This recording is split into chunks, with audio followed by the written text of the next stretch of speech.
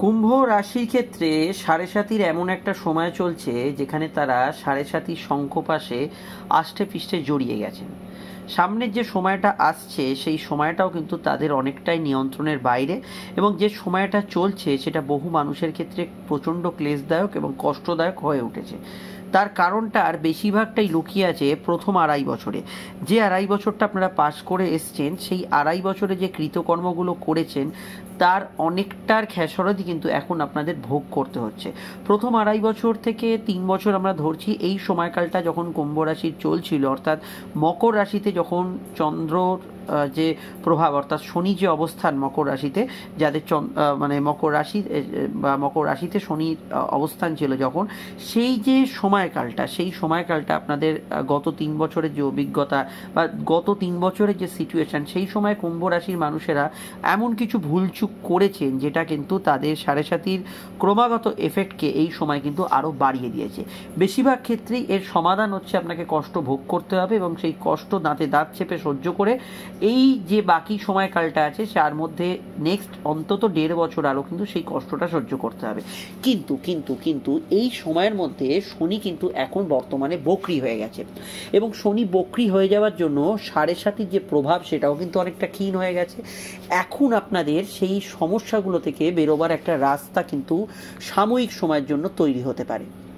এটাই আমি আপনাদেরকে বোঝাতে এই অনুষ্ঠানটা এখানে আলোচনা করছি, যে সাময়িক সময়ের জন্য যে সময়কালটা আপনারা পাস করবেন বা পাস করছেন বলতে পারেন, আগামী নভেম্বরের প্রায় মধ্যভাগ অবধি এই শনির বক্রতা থাকার জন্য আপনারা কিন্তু সাড়ে সাতির যে ফেজটা এখন ফেস করছেন বা যে চাপটা এখন ফিল করছেন, সেখান থেকে বেরোবার কিন্তু কিছু না কিছু রাস্তা এই সময় কিন্তু আপনাদের জন্য তৈরি হবে। আর এই তৈরি হওয়াটাই কিন্তু আপনাদের কাজে লাগাতে হবে। এটা বুঝতে গেলে আপনার ক্ষেত্রে সমস্যা কী এবং তার সমাধান কী, তাহলে আমাদেরকে একটু ফিরে যেতে হবে আগের 2-3 বছর যে সময়কালটা পাস করেছেন সেখানে। দেখুন, সাড়ে সাতির যে 3টে ফেজ চলে তার মধ্যে প্রথম যে আড়াই বছরটা আপনারা পাস করে এসছেন বা 2.5 থেকে 3 বছর, সেই সময়ে শনি কিন্তু আপনার কিছু টেস্ট নেয়।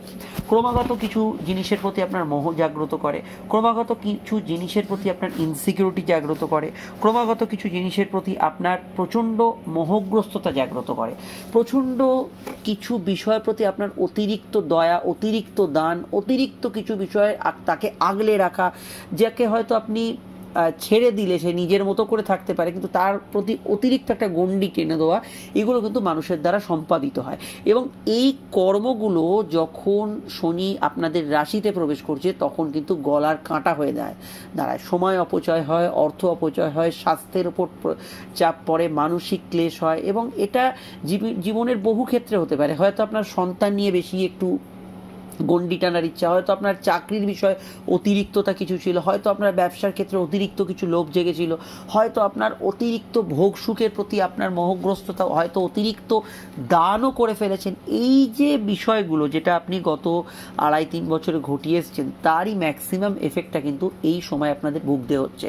এবং এছাড়াও সাড়ে সাতির অবশ্যই আপনার জীবনের যে সঙ্গে জড়িত প্রিভিয়াস কর্মফল সেটা তো আছেই, সেটা তো আমরা খণ্ডাতে পারি না, কিন্তু যেটা খণ্ডাতে পারি সেটা হচ্ছে এই গত 2-3 বছরে যে ঘটনাগুলো ঘটিয়েছেন শনি বক্রী হয়ে যাওয়ার জন্য, সেই ঘটনা থেকে নিজেকে একটু হলেও এক্সিট করার, বের করে নেওয়ার চেষ্টা করুন।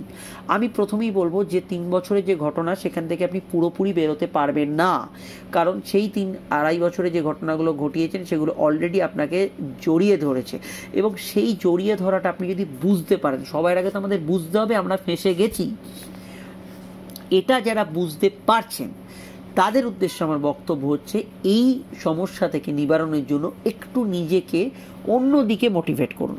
এটা থেকে বেরোবার উপায়টা হচ্ছে এরকম: আপনি যে বিষয়টার প্রতি একাগ্র হয়ে আছেন আর যেটা হয়তো আপনাকে সাড়ে সাতিতে প্রচণ্ড পীড়া দিচ্ছে, হয়তো আপনি কারুর প্রতি প্রচণ্ড বেশি অ্যাট্রাক্ট হয়ে আছেন কিন্তু সেই মানুষটা আপনাকে ততটা গুরুত্ব দিচ্ছে না, হয়তো হতে পারে আপনি কোনো বিষয়ের প্রতি অতিরিক্ত স্নেহশীল হয়ে আছেন এবং সেটার জন্য আপনার অর্থ সময় প্রচণ্ড খরচ হচ্ছে।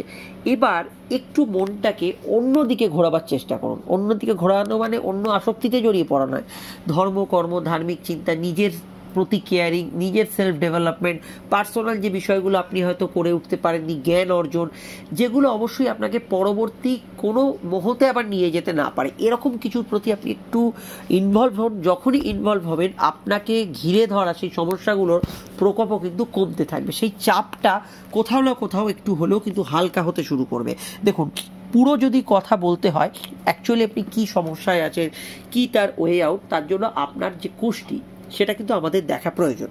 পুরো জন্মছক না বিচার করলে কিন্তু সম্পূর্ণ সমাধান আসে না। কিন্তু এখান থেকে আমি অবশ্যই ভয়েস ওভারে যতটুকু আপনাদের গাইড করতে পারি, যে সমস্যা আপনি জড়িয়ে আছেন, ধরুন হেলথ ইস্যুতে জড়িয়ে আছেন, যারা দেখবেন স্বাস্থ্য নিয়ে সমস্যায় ভোগেন, সারাদিন সেই রোগের কথা বলে যাচ্ছেন, স্বাস্থ্য সম্বন্ধীয় বই কিনছেন, ইউটিউবে বিভিন্ন স্বাস্থ্যমূলক আলোচনা দেখে যাচ্ছেন, এই যে বিষয়গুলোর মধ্যে আপনি ইনভলভ হয়ে গেছেন সাড়ে সাথী চলাকালীন, এটা আপনাকে কিন্তু ঘিরে ধরছে আরো বেশি করে। মনটাকে একটু অন্যদিকে সরান, পরিস্থিতিও দেখবেন আস্তে আস্তে বদলাচ্ছে। সেটা কখন বদলাচ্ছে?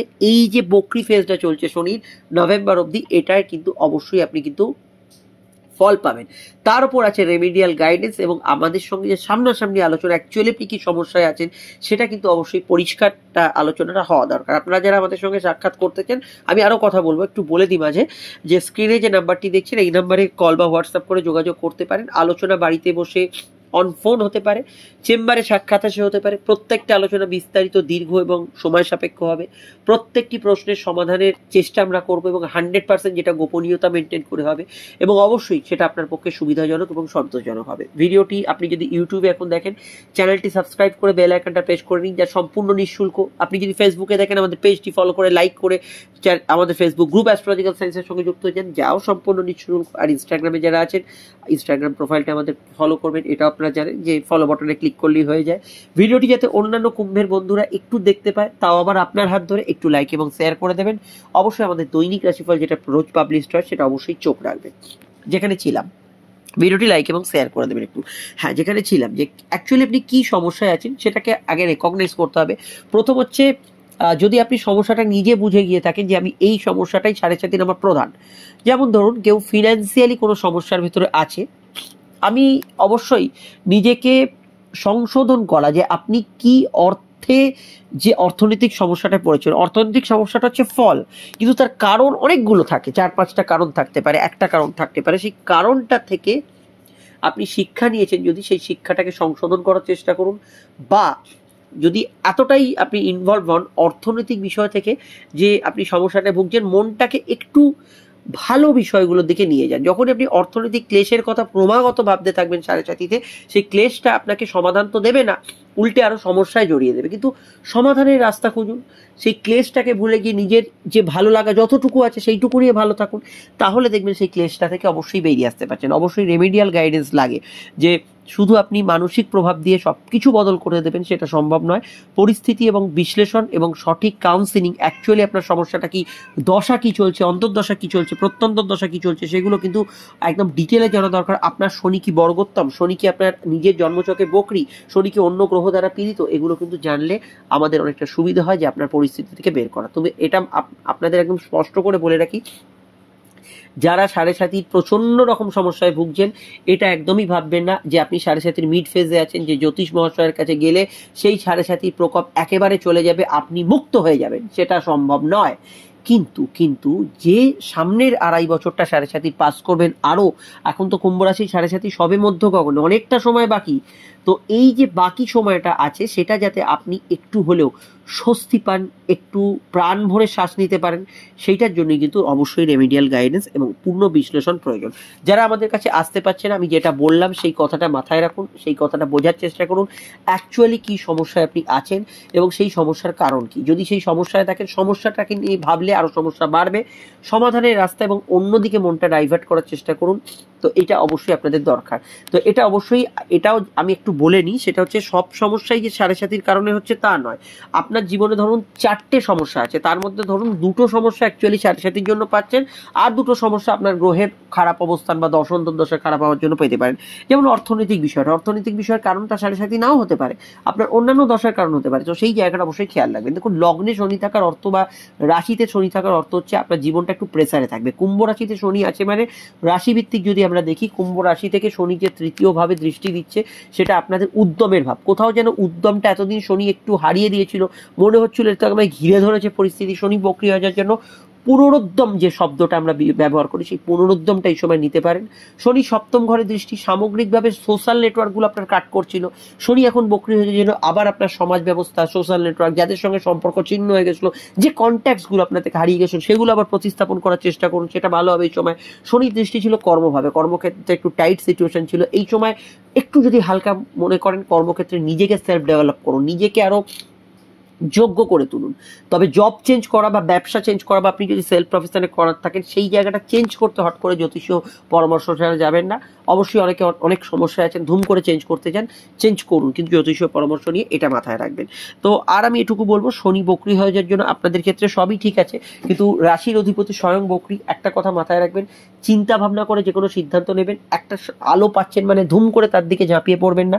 সবকিছু প্রস অ্যান্ড কনস, হয়তো আপনি এমন একটা সার্ভিস করছেন যেখানে হয়তো আপনার টেনে টুনে চলে যাচ্ছে, সামনে একটা দারুণ অফার এলো, এই সময় বকরি শনি হয়ে আছে যে সামনে একটা ভালো প্যাকেজ, সুবর্ণ সুযোগ, কিন্তু আপনি যখন পুরনো চাকরিটা ছেড়ে দিয়ে সেই চাকরিতে গেলেন, দেখলেন জব এনভায়রনমেন্ট প্রচন্ড খারাপ। এই ধরনের ক্ষেত্রগুলো অনেক সময় বকরি শনিতে হয়ে থাকতে পারে। তো এই জায়গাটা অবশ্যই আপনার জন্মছক বিচার করিয়ে, তৎকালীন দশান্তদশা বিচার করে তবেই কিন্তু এগোবেন। তবে আমি এটুকু বলতে পারি এবং আশ্বস্ত করতে পারি, শনি যেহেতু বকরি হয়ে গেছে, শনি কি চায়? শনি চায় আপনি সমস্যা থেকে বেরিয়ে আসুন, তা নয়। শনি চায় আপনি যে সমস্যাটা সৃষ্টি করেছেন নিজে, সেই সমস্যাটা একটু বোধগম্য করুন যে এটা আমি নিজে সৃষ্টি করেছি, এটার থেকে আমি কি শিক্ষা নিয়েছি। শনি সেই শিক্ষাটা দিতে চায়। অ্যাকচুয়ালি আপনি যদি শিক্ষিত হয়ে ওঠেন যে আমি এই সমস্যাটা নিজে সৃষ্টি করেছি এবং এটা তার কারণ, এটা তার ফল, আপনি 7.5 অর্ধেক সমস্যাই সমাধান করে ফেললেন। কিন্তু অ্যাকচুয়ালি যদি আপনি বোঝার অবস্থায় না থাকেন, অনেক ব্যক্তি আছে এখানে যারা 7.5 চলছে, সমস্যা ফেস করছেন, কিন্তু তারা বোঝার অবস্থাতেই নেই অ্যাকচুয়ালি সমস্যাটা কি এবং এই সমস্যাটা আমি সৃষ্টি করেছি। অনেকে 7.5 ওপর দোষ দেয়, 7.5 এসছে বলে সমস্যা এসছে, আমার লাইফে এত সমস্যা ছিল না। কিন্তু আপনার দ্বারা যে সৃষ্ট সমস্যা সেটাকে বোঝাবার জন্যই 7.5 আগমন, চোখে আঙুল দিয়ে দেখিয়ে দিচ্ছে। এইটাই হচ্ছে আপনার মানসিক স্থিতি। এই মোহ থেকে আপনি বেরোতে পারেননি, তাই এই মোহটা আপনাকে অবশ্যই গিলে খাচ্ছে। তো এই যে বিষয়টা, আপনি সমস্যাটা সৃষ্টি করেছেন এবং তার ফলটা আপনাকে ভুগতে হচ্ছে, এই যে বিষয়টা, এটা কিন্তু বোঝাটাই হচ্ছে 7.5 মেন ক্রাইটেরিয়া। এবং এটা যারা বুঝে গেছেন তারা কিন্তু সমস্যা থেকে বেরোবার রাস্তা খোঁজার চেষ্টা করছেন। তো অবশ্যই এটা আমি বোঝাতে পারলাম। 7.5 যে এফেক্ট আপনারা মধ্য গগনে পাচ্ছেন, বৃহস্পতির নক্ষত্র যাদের বর্তমানে চলছে, মানে অর্থাৎ পুনর্বসু, মাফ করবেন, পূর্ব ভাদ্রপদ নক্ষত্রে যাদের জন্ম, তারা সব থেকে বেশি এফেক্ট এই সময় পাচ্ছেন। আবার শতবিশ্ব এফেক্ট পাবে বকরি শনি কাটার পর, কিন্তু আপাতত পূর্ব ভাদ্রপদের জাতক জাতিকাদের সবকিছু একটু চাপে আছে। তো তাদের ক্ষেত্রে অবশ্যই এই সময়টা রেমিডিয়াল গাইডেন্স প্রয়োজন হতে পারে, এটা মাথায় রাখবেন। আর সামনের 2.5 বছর যেটা পাবেন, সেটা এই যে 2.5 বছরটা এখন পাস করছে, এটাও কিন্তু এই 2.5 বছরের ভিত্তিতেই সামনের 2.5 বছরটা তৈরি হবে। যেমন আগের 3 বছরের যে কৃতকর্ম, সেটা যখন আপনাকে এখন ভুগতে হচ্ছে, আবার এখনকার করা ফলটাই সামনের 2.5-3 বছর আপনাকে ভুগতে হবে। তাই এই মুহূর্তটাকে, বর্তমানটাকে আপনি ঠিক করার চেষ্টা করুন, নিজের ভুলগুলোকে রেকটিফাই করার চেষ্টা করুন, খরচ কমিয়ে আনুন। প্রথমেই বলবো খরচ কমিয়ে আনুন। অবশ্যই সাধ্য বুঝে সাধ পূরণ করার চেষ্টা করুন, সেভিংসের দিকে নজর রাখুন। এবং সব থেকে বড় কথা, শনি রাশিতে আছে মানে মেন্টাল হেলথ এবং ফিজিক্যাল হেলথ, এই দুটোর প্রতি বিশেষভাবে একটু কেয়ারিং হতে হবে। শনি কিন্তু একটা লোনলিনেস দেয়, একটা একাকিত্ব দেয়। এই বিষয়টাকে অবশ্যই আপনাকে ওভারকাম করার প্রচেষ্টা করতেই হবে, এটা মাথায় রাখা খুব জরুরি। তো সব মিলিয়ে আমি 7.5 একটা এফেক্ট ছোট করে আপনাদের বোঝালাম। সমস্যা অনেকের আছে, যোগাযোগ করতে পারেন স্ক্রিনে দেওয়া নাম্বারে। আজকে দৈনিক রাশিফল দেখে যাবেন, এর স্ক্রিনে ফুটে ওঠা ভিডিওগুলি সবকটি ইম্পর্টেন্ট, ক্লিক করে দেখে নিন। আমরা ফিরছি একটু পরে নতুন রাশিফল নিয়ে। সঙ্গে থাকবেন, আমাদের সঙ্গে যুক্ত থাকবেন। চ্যানেলটি সাবস্ক্রাইব, ফলো অবশ্যই আমাদের ইনস্টাগ্রাম প্রোফাইলকে করে নেবেন। কেমন লাগলো জানাবেন, প্রশ্নোত্তর নিচে অবশ্যই প্রশ্ন করতে পারেন। আমরা চলে আসছি পরবর্তী লগ্ন রাশির আলোচনায়। নমস্কার।